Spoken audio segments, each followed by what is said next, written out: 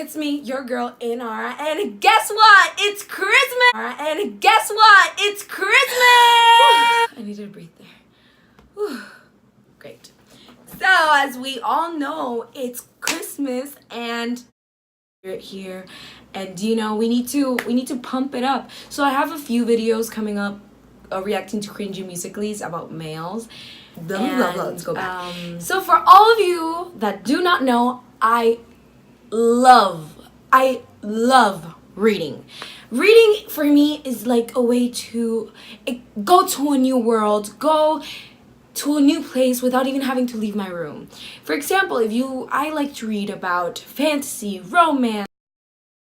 There's really just open a to lot of reading. things, anything really. And I was like, well, you know, what should I do for today's video? And I know that I don't have a lot of viewers, but I know that some of the viewers that I have out there love reading. Which maybe not everyone does, but as for me, I do. So I wanted to do a book review and put it this blah blah blah. I wanted to do a book review on one of my favorite and most amazing books, and it's called The Red Queen. Just an amazing book. Red Queen. I read this book like in 2 days, like even less. I think 1 day and a half it took me to read all of this book. And obviously this book is one of a four or five book series, and is by Victoria Aveyard. If you haven't read it, Girl. The Red Queen is about this. This book is the story about This book is the story about Mare Barrows. She is this young, poor female living with red blood.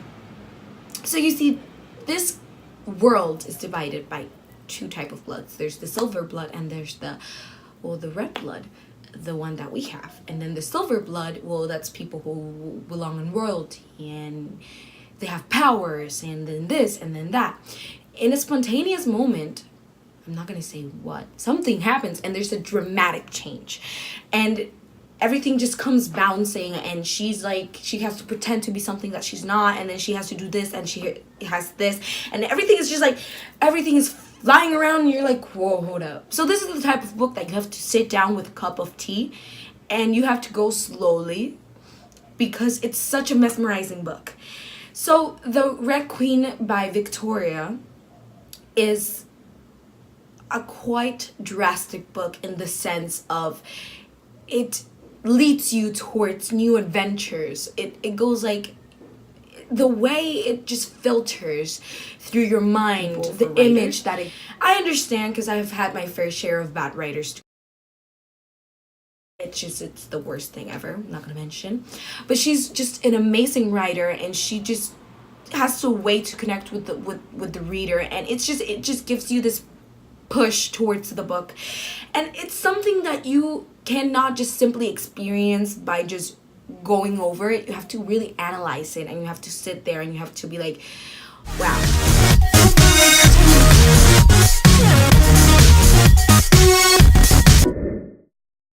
So well taken care of, in the sense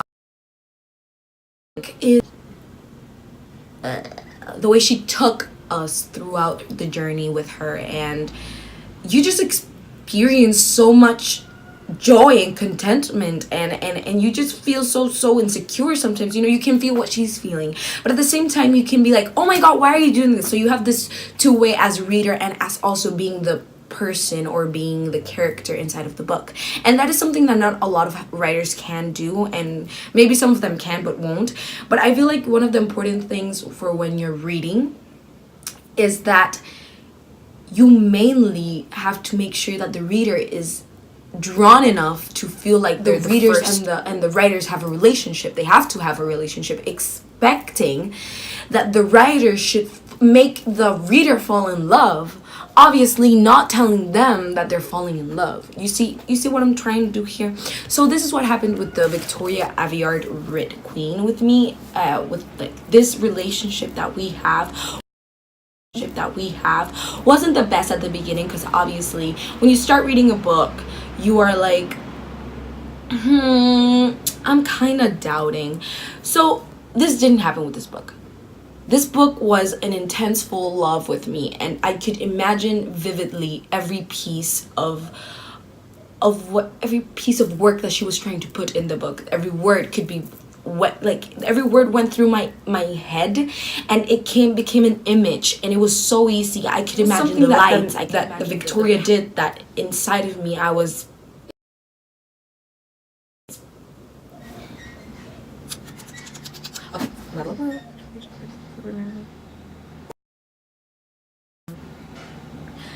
I'm going to read the back part. So we all know that this is like a little description of the book. So I'm going to read it for you guys so you can feel what I'm talking about. So, okay. Sorry guys, I'm going to read those with the red and those with silver. Mare and her family are lowly reds, destined to serve the silver elite, whose supernatural abilities make them nearly gods. Nearly gods. Mare steals what she can to help her family survive, but when her best friend is conscripted into the army, leads her. She gambles everything to win his freedom. A twist of fate leads her to the royal palace. She discovers the king and all of his nobles. Discovers a power of her own, an ability she doesn't know she had, except her blood is red.